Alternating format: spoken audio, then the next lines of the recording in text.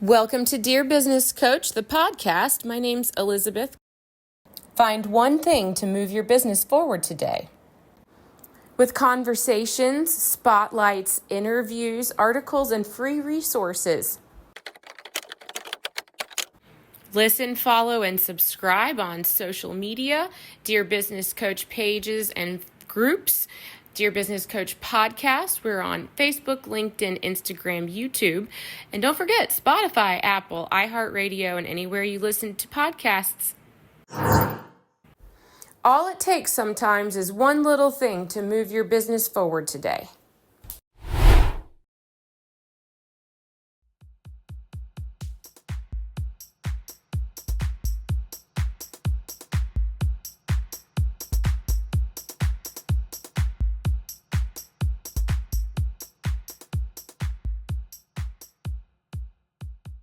I don't know how many companies you've worked for, but I've worked for a few. And a lot of times it's the CEO or the person at the top that doesn't get it because they think that, it all has to be done a certain way. What we're doing, what we're all doing out there is we're building a community. And there's a lot of lonely people out there that don't have a community to go to. And I guess if we were talking about my business, that's what I'm doing, is I'm building a community. Now, it's going to be a community of specific type people. But what you're doing and with the stuff that you're doing, I just cannot begin to tell you how much I appreciate you and what you're doing, because you're building a community and something somewhere sparked you to make a decision to do that. That is an interesting thing that you say. Very early in my little podcasting journey, somebody has said to me that entrepreneurship is a lonely experience sometimes, and there aren't a lot of great places for people in leadership positions or in the entrepreneur space to talk like this to other folks who are also experiencing leadership growth and so I was thinking about something that a picture you were painting a few minutes ago when you were describing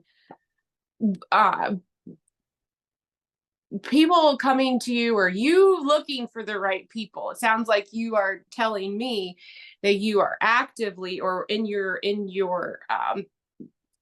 experience, you have actively gone out and, as you say, pulled people off of lawnmowers or looked for the right people. And then lo and behold, they may not know what kind of journey they're about to go on with you, but I would venture to say, because I have a personal experience with you now, that you seem like the type of person that I would definitely want to go work for, without knowing all of the details. So if I were to come to work for you, I would probably be pleasantly surprised, right? First, I would say, oh, who is this Hugh guy? I think I want to work for him. And then I would probably get to the job or the first day or the first week and start to learn that I'm probably going to have to confront some questions about myself on my own in this journey and working for you. And I wonder, do you really tell people all of that when they start working for you, or when you start the recruitment process with somebody? No, it's most of the time people are gravitating towards me, and I'm looking for entrepreneur minds, people that have just a different mindset. But so my son came to work for me. He's a VMI grad. He's used to everything being within a box. Um, and I remember, putting through the onboarding, and I take these companies and they're so broken, and we're just, it's like a piece of putty and we're trying to figure it all out. I put him through the onboarding process and I said, well, what'd you think about that, Booth? His name's Booth, and I love him to death. And he's a structured guy. And he said that by far is the worst onboarding I've ever been through in my life. And I got mad at him and I said, I brought you here for a reason. They don't hire me. These companies don't hire me because they're fixed. They hire me because they're looking to me to create something that they didn't know how to create.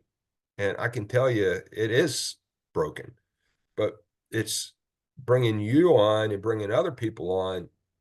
That's how we fix it. but we don't get mad. We figure it out.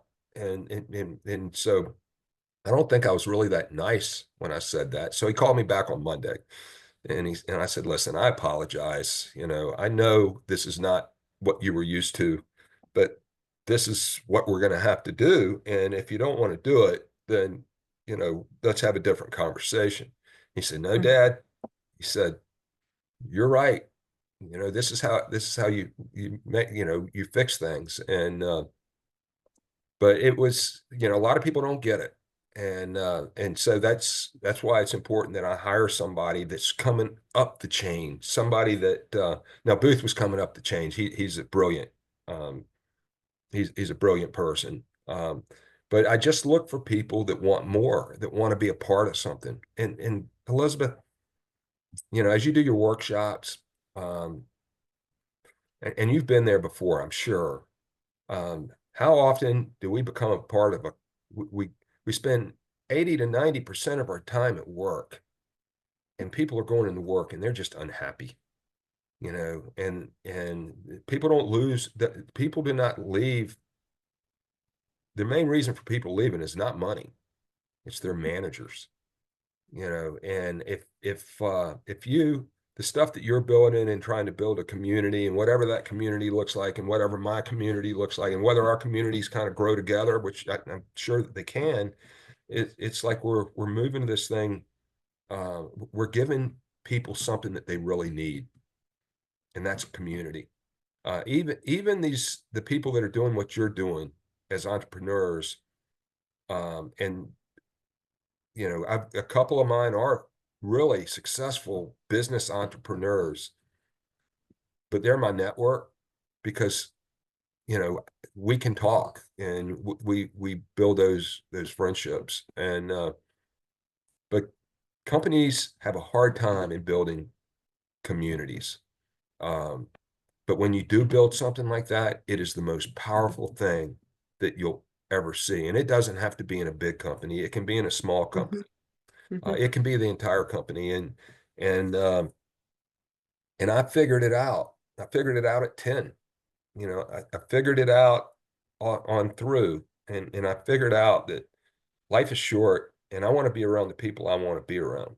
I told Clayton the other day, Clayton Fletcher, ROI, LOL of ROI, and he looked at me and he said, "What do you want?" I said, I'm at that point in life that I want to do business with who I want to do business with, why I want to do business with them, and when I want to do business with them. There was a time when I came through, I couldn't check all those boxes. Uh, Mhm. and then I want to make sure that I'm living my who it is that I want to end up. The last thing I ever want to do is to end up on a deathbed, which many people are, and say, I wish I would have. Um, and I'm living my passion, and it's a pretty neat place to be.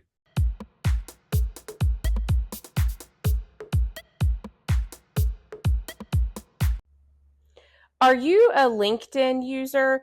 If you are, you can join me for LinkedIn Live Audio with Elizabeth every week, usually on Mondays at 8:30 a.m. Eastern Time. I will have a LinkedIn Live Audio where we talk about podcasting for executives who speak and podcasting for team leaders who speak. These are the themes that are currently running. If that sounds like something you're interested, visit me, Elizabeth Walker at Work, on my LinkedIn profile. Do you think that you have do you think that you naturally have discipline because of your passion? Do you think the other way around? I mean, this is, you have started a marriage of passion and discipline very early on, probably with the help of your parents. But this is something you've carried on by choice, I think. Would you say so? Well, I have discipline in some ways, and I think discipline, my purpose gets me up every day, and it makes it really important. The hardest thing that I've had to challenge myself with is, um, being really focused on who it is that I want to help. where most entrepreneurs really fail is uh, they don't, number one, they don't know their who, um, and they don't, and the who is, who do you want to do it with? Um, and who do you want who do you want your clients to be? And who do you want to be? And most people don't know that. And so they start throwing stuff at the wall and it just splatters all over and they don't really have that focus. I've had to, the transition from corporate life to building my own stuff has been a challenge because I'm so connected into so many places. I've had to really work hard on my focus, and then I've had to work hard to realize that now I'm in a position that I have to build something out, which means there's a certain amount of phone calls that I have to make out. I have to know exactly what it is I'm trying to do and start having those conversations with people. Um, but it's also exciting. It's almost like another step. Um, but to answer your question is my discipline, it's one of the hardest things I do. Because I'm ADHD to go with it. So I really have to figure out, my purpose and my passion. And so I spend a tremendous amount of time on being focused.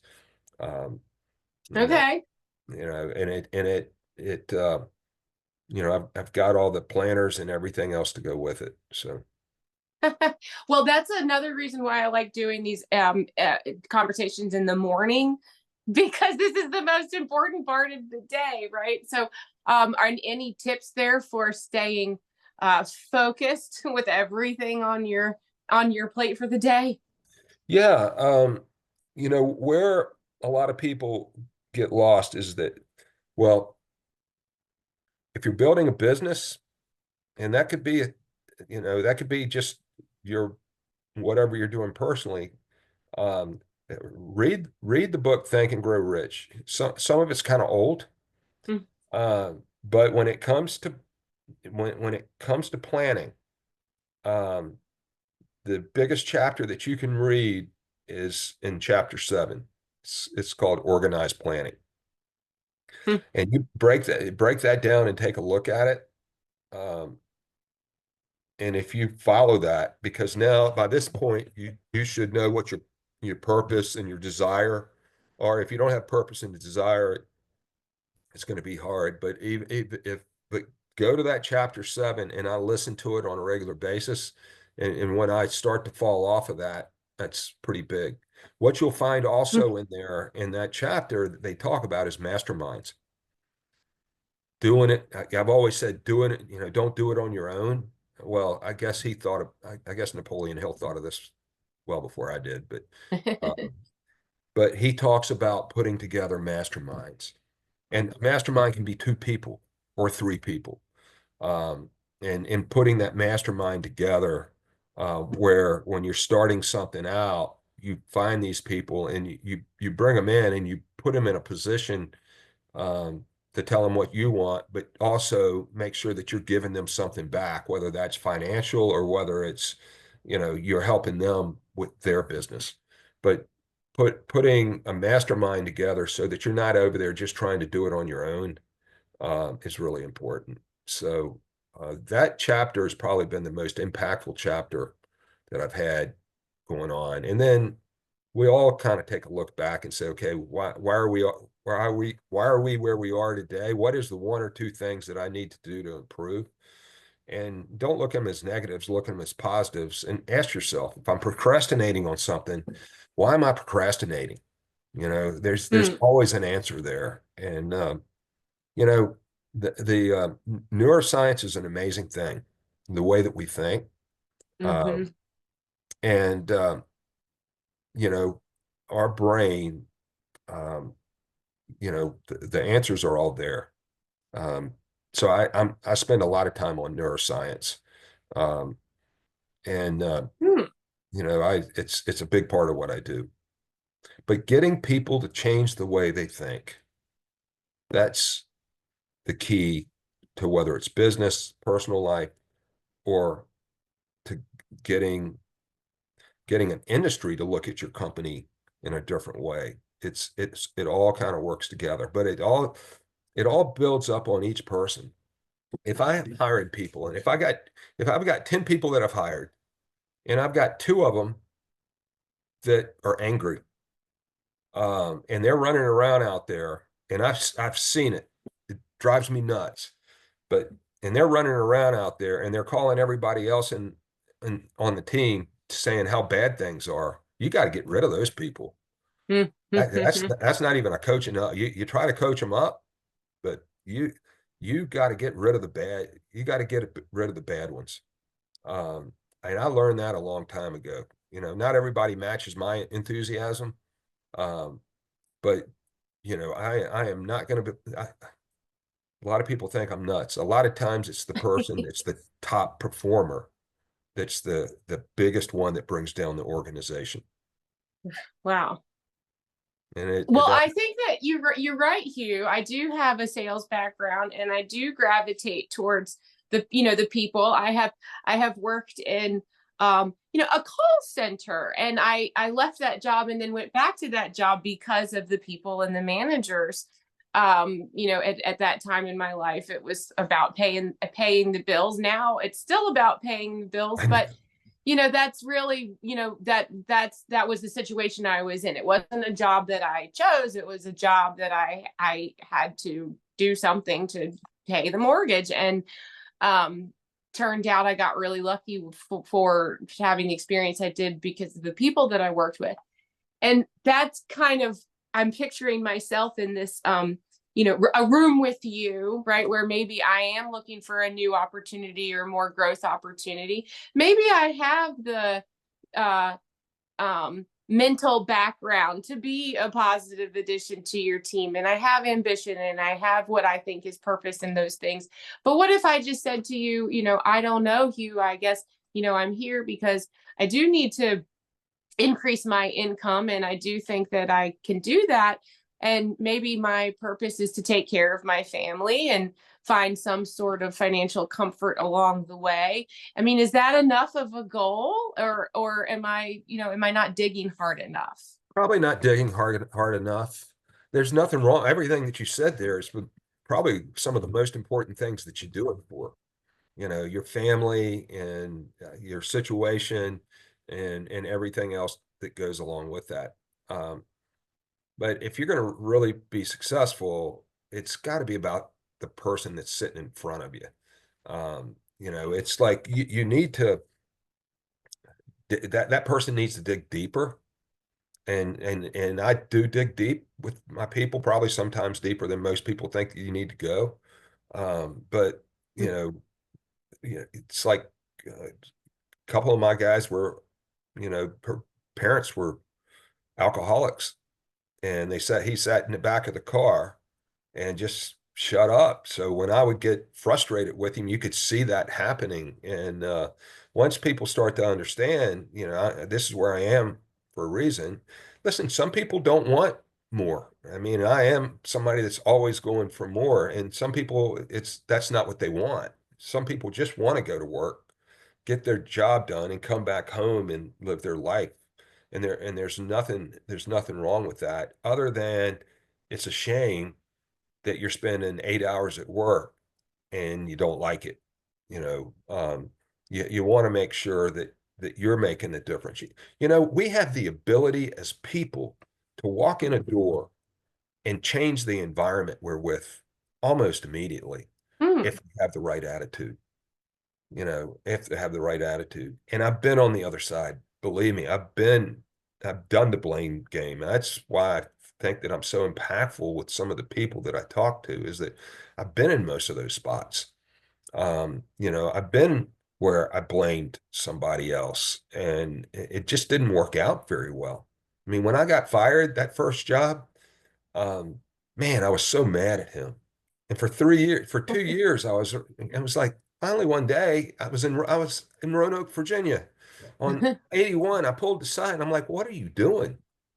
You're waking up thinking about this man because he mistreated you, and he was wrong. But the bottom line is he hasn't thought one iota about you. And I was like, okay. And, I said, I forgave him. I forgave him on the spot. Now, that one I forgave on the spot. Um, Forgiving is the biggest thing that we can do. But what most people don't realize is that, um, forgiving the person that's hurt you, um, but the one that needs the biggest forgiveness, it isn't the person that hurt you, it's yourself. And when I figured that one out, it was like, okay, yeah, I really kind of messed that up. Um, I, I learned two things. Forgiveness is huge. Gratitude and attitude is huge. Who we surround ourselves is big. Um, Trying not to do it. That this is one when I first got in sales. Trying to do it on my own because I was too proud to ask.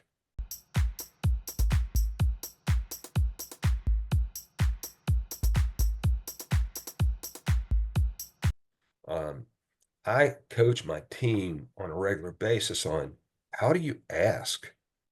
Hmm. Because we got so many people that are contributors out there. I've been through the Y Institute and I'm certified with Y, but we got so many people that come up, they want to help other people, but the person that they're not helping the most is themselves. They're willing to give everything they've got. Coaches are like this a lot. You give everything away, and yet they don't ask. And so what I really taught my team was, okay, guys, you know, men, women, I've been there. The day I had to start learning to ask, and it's something that a lot of people have a hard time doing. Okay, well, help me understand why you, after the experiences that you've had in childhood, and you say that you felt like you put yourself in a mentorship position even as a child, and then as a leader at Radford, and you not only developed I mean, come on, you said you decided you wanted to put together your own fraternity group. I think you said because you didn't want to be a part of a group where you were being labeled. It sounded like it really wasn't, you Well, decided not a really great place to be anyway. that, that that's the one part. The other thing was they told me I couldn't be president. I wanted to be president. So Oh, president. Right. Okay. they So, said, you're only be here 2 years, so you can't be president. I said, okay, well, I'll just start my own. And then I took a look at them, and it was like I see all these people and say, yeah, we pledged, but they wouldn't let me in. I'm like, hey, I'll let you in mine. Let's put this thing together.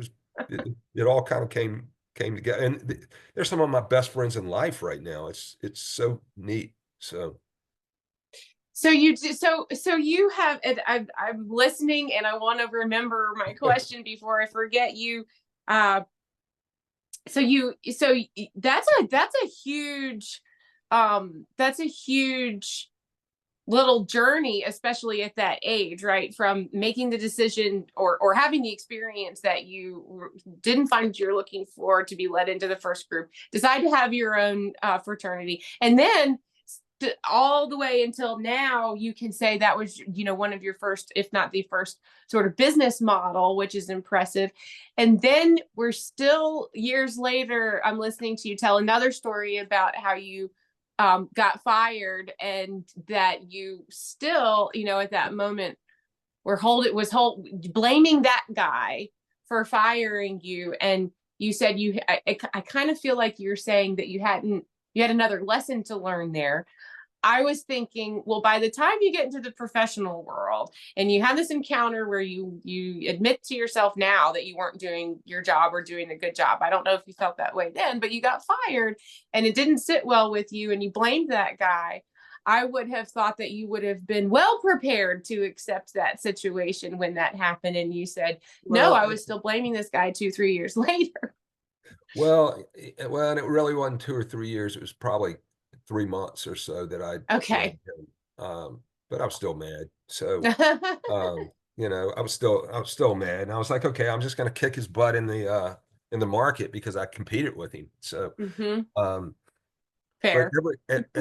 it's you ask such great questions because every journey, every step is a little bit different.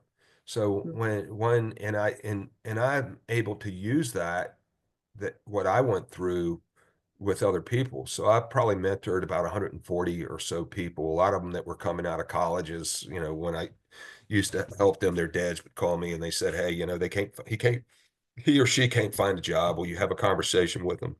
And I did a lot of that early on. Um, but I used each one of these failures as something that I could teach somebody else with. I mean, the next step was, I ended up moving to Baltimore. Um, I was like middle of the road in sales. I was working as hard as I could possibly work. And I got I was living in a janitor's closet in Towson, Maryland, because that's the only place that I could afford. I moved from Roanoke to Towson, and I remember the pizza guy coming up, and I went to go give him money. I didn't have any money. I was out. I'd spent all my money on this janitor's closet. I was working as hard as I could, and I just said, something has to change. And I went and found sales training at Sandler Sales Training. And what I found was a guy named Earl Nightingale and Larry Wilson. And but I went in to see them, and they said, okay, well, let's do a 6-month thing, and this is how much it's going to cost. I said, guys, I can hardly even afford my rent right now. There's no way I can afford it. And I got up and I turned around and looked. And I said, if I bring in a couple of clients, will you give me 6 months worth of training for free? And I brought him in 2 clients. I brought him in the largest client that they've ever had. I went to the Baltimore Orioles game, and the name of the client was sitting on the wall. I'm like, wow, I did pretty well with that. But that 6 months was huge because, we would go in there once a week for training. It was ongoing training. And then they would tell me the books that I needed to do. And they had me, um, uh, Earl Nightingale lead the field, and I bought his tapes and I put them in my car and I listened to him every day. And then Larry Wilson, and then I bought his workbook and I did exactly what he said. And I took the market from pretty much less than 1 million to 4 million in 6 months and I was the number one salesman within the company. And it was all based on a different type of sales process. And that was listening to the consultative salesman, becoming a consultant to the customer. Um, that was another turning moment um, for me. And then I went into management, and I was terrible at management. I was absolutely terrible at it. Um, but I kept fighting through it and said, there's got to be something more. That's when I really started to change, take my management style that I had in fraternity and start to bring it in. Um, and that's it. It's the management style today. Listen, I think what most people don't realize is that when you look at people and you see where they are, you don't think that they had to hit those crossroads that everybody else has to hit. I mean, we're all going to hit the wall. We're all going to hit those crossroads. And I hit every one of them. I hit every one of them. But I kept investing in myself. If there was something, Elizabeth, that I would have done differently, I would have taken 10% of my income, or at least 5% of my income every year, and put it into um, coaching and training to find people to coach and train me. I think that if I would, now there's a lot of coaches and trainers out there that aren't very good, but there's some out there that change your life. If I would have if I would have done the right thing, then I would have taken 5% and I would just continue to invest. I did. I read books. I did all this stuff. It was all self-taught at that point. Um, I think that finding people that can help you and investing your money, investing your money with people that are going to really help you, build your business is big. But most people, I mean, how many people can come out of college now that have no idea what they're going to do in their next steps? There's so many of them. How many people that come out of high school that get caught up in jobs that they don't want? So um, I think investing in yourself it's the biggest thing I could do. And if I had to go back and do it again, I would have I would definitely have invested a lot more in me. So, and when I say a lot more, I was doing all the books. My wife thinks I'm nuts because I've got books everywhere, Me too. but individual people and doing the type of stuff that you do is so important, because you're a real person that can use your, everything that you're going through now to help other people do it. There's so many people that need what you have. Well, thank you. Your words really do mean a lot. I need to say that here on the air, if you will. I know I've had a chance to say that to you a couple times over email, because you really have said that a few times to me, and your words really, really, really do mean a lot. I can't tell you how much. I know that you aren't just saying that. I can see it in your face. I can hear it in your voice. And I do believe I can see you experiencing gratitude when you say that. I think I saw you, like I said, I've known you for a few hours basically, because we were at that event last week together in Roanoke here.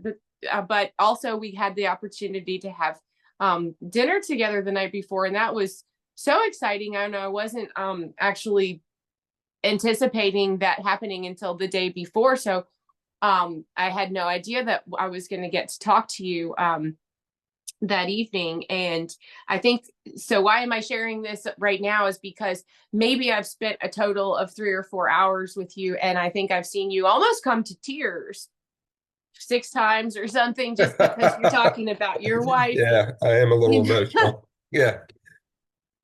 So I believe you. And so when I say I can picture myself in a room with you and feeling like, okay, I think I really would enjoy working for this guy, and then not really knowing what kind of a journey I'm about to go on with you, that's what you're saying now about investing in yourself. And when you started in sales, you didn't have money to do that. However, you were buying books and connecting yourself and attaching yourself to mentors. I think you have mentioned, you've mentioned 4 or 5 different mentors just in today's conversation. So you obviously enjoy that kind of material, enjoy those kind of people. But that is it. But when you are young and you are starting out in sales, and as I shared with you, I've had a professional position where it really is about paying the mortgage. And we can find the people that will help us along the way, even in those kind of desperate times. So when you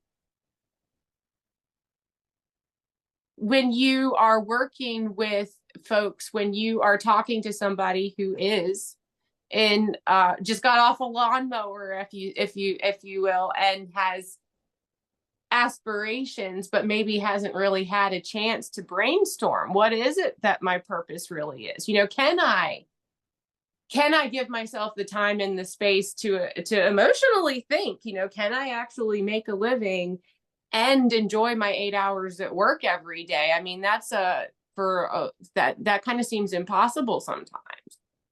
Yeah, it's for some people it is. And some people it is. And not, when as you read Think and Grow Rich, and Don and I talk about this, about burning desire. And they say, don't hire somebody that doesn't have a burning desire. Mm. Well, I look at it a little differently, because I think we all have a burning desire somewhere within us. Sometimes you got to let it go. Now, whether that fits for some of the roles that I'm asking people to get in, because you got to work hard, you got to want it, and you've got to start thinking about why you're doing it. And if those people are just doing it to put the numbers, I always say, my big thing is that if we're doing it for the transaction, if you're treating your customers like a transaction, if you're treating your employees like a transaction, that's what you're going to get back, is a transaction. As soon as the numbers aren't there, they're out of here. If you're treating them like people, then and you're trying to figure out how to pull the most out of them so that they can pull. At the end of the day, it's not me pulling the most out of them. It's them starting to think differently. These are the things that I have to do. Mhm. Um, and that's going to be different for everybody. Not everybody wants to be in a sales role. Sales is great because it drives numbers. And I've driven numbers everywhere I've gone, and people look at me like, how do you do it? And they try to put the formula on there, and it's so different. But it's because of each one of those individuals. Not all of them make it. Not all of them want it. We don't know what people's personal lives are at home a lot of Mhm. times. That makes a big difference. Um, but what we do want to make sure is that we're creating places out there for people to come that it's a place where you feel like that you're working together to something that's bigger than yourself. And that to me is putting the right people in the right place, having those conversations. If it's not the right place for them, then I'll help them find, I'll help them find a place to go. Um, and it's not for everybody. What I do is not for everybody. But once you start to build that type of team together, and you realize that the numbers are important, but it's important that what we're doing that's bigger than us. I'm always saying, we've got to figure out what the person in front of us needs and what is it that we can give and then deliver. When I did the on stage stuff with Clayton, it was like one of the guys said, okay, it's a setup and a punchline. And so I immediately went back to my team and said, okay, life is the same as comedy. You have a setup and then you have a punchline. What this guy said is most people don't hit the punchline. So they get stuck with the setup. Um, but that's what life and business is. It's a setup, but most people never get it to the punchline. So when I was talking to my team the week that I came back, and it's like, and what the punchline is what you guys, what all of you are doing afterwards. Are you doing the extra stuff to help them out? Are you doing stuff that they don't expect? Because the punchline is in comedy is you don't expect something and they hit you with it. But if you're in sales or you have a relationship with somebody and you do something for them that they're not really expecting and you go the extra mile, that's the punchline. That's where they get the feeling from. And it's people have to figure out what that is. But way too many people are living in the setup. Um, but it takes them to figure that out. The other thing that holds most people back is called certainty. Uh, and Okay. and you'll hear Tony Robbins speak about this a lot. Um, he's not the one that invented it, by the way. He just does a great job of presenting it. But it's about certainty. And usually it's financial certainty. It's paying the bills, taking the risk. Most people are really concerned to take a risk and put something out there because they they gotta they're living paycheck to paycheck, and so they get stuck there. But when you're talking about entrepreneurs, and most of the people I deal with have an entrepreneur mindset, um, you know, they've got to get rid of the certainty. They've got to be willing to take some type of risk to go with it. Um, and it's that risk that you take, even if you fail a few times, that eventually it's gonna pay off. But most people end up going back, or they just want to go to their 8 to 5 job and make whatever it is, and then hopefully retire someday. And that's it's not for everybody, but I look for people that are willing to look certainty in the eye and say, okay, this is the risk that I'm really willing to take. So, and sometimes that's a small risk. Sometimes it's just investing in yourself once a month, going to a conference like yours at, whatever that is. But there's so many people out there just scared to do that. So. You are absolutely right. Do you feel like I'm asking you this because this is what I find fun, right? Is every time we do a little trip, go on a day trip, go to a day conference, go to a different place, you come back a little bit different. You're a different person. Yeah, and you know what? It's now the world's changed a lot. So there's a lot of virtual things that go out there. I'm really great at virtual. In fact, I'll have to send you one of my team meetings. We start with gratitude on that. Oh Uh, yeah. You it's would let me watch one of your team meetings? Oh I yeah, would. I'll do the first one that I did, where my team looked at me like I was nuts, that I did gratitude. And we call it one, and one Okay. personal, one business, and we usually have them on Fridays, and one thing that you're looking forward to this weekend. And before we ever get into any of the business, we'll go through each one of them. And the first couple times I did it, some of them just not prepared for it. But Mhm. now they come, like I didn't last week. I was doing your stuff, so I didn't have my meeting, um, and they were really bummed out because they come prepared, doing the gratitude. And by the time we go through it, now this is only half the team. We split it up, but this is only half the team, so it was about 10 maybe.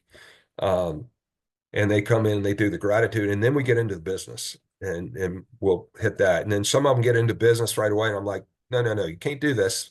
One and one. Let's go through each person. What we're doing is getting to know each other, and we're getting to know what it is that they really, um, you know, like doing, and so it's just a way to bring the team together. Um, but I call it one and one. So.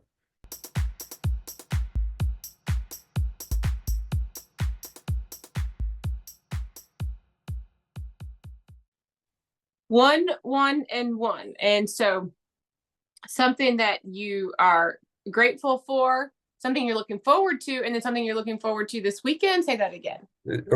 So it's usually on Friday. What are you looking forward to today or this weekend or next week?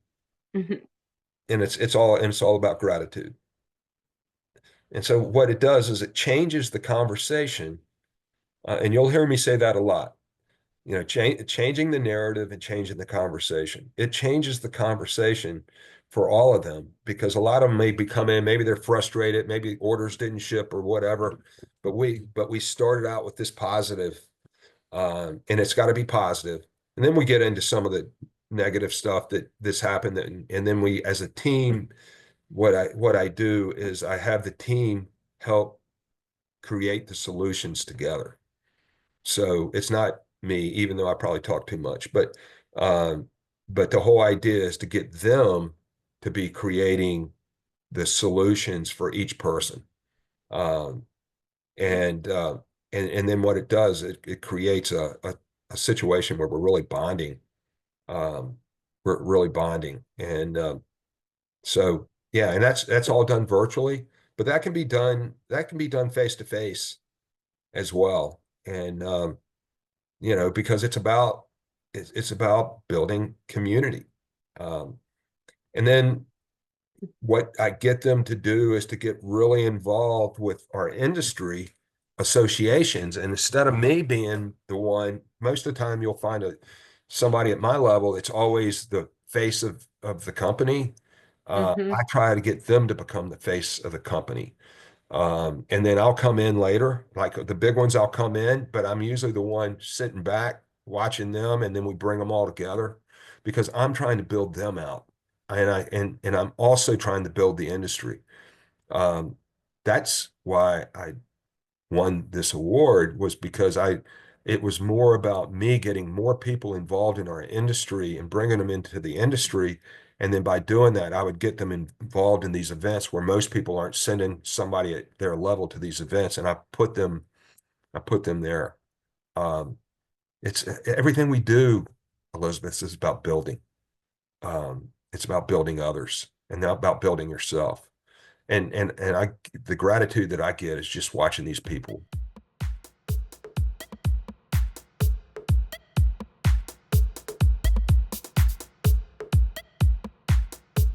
Thank you so much for joining me today. My name's Elizabeth in Floyd, Virginia. This has been an episode of Dear Business Coach.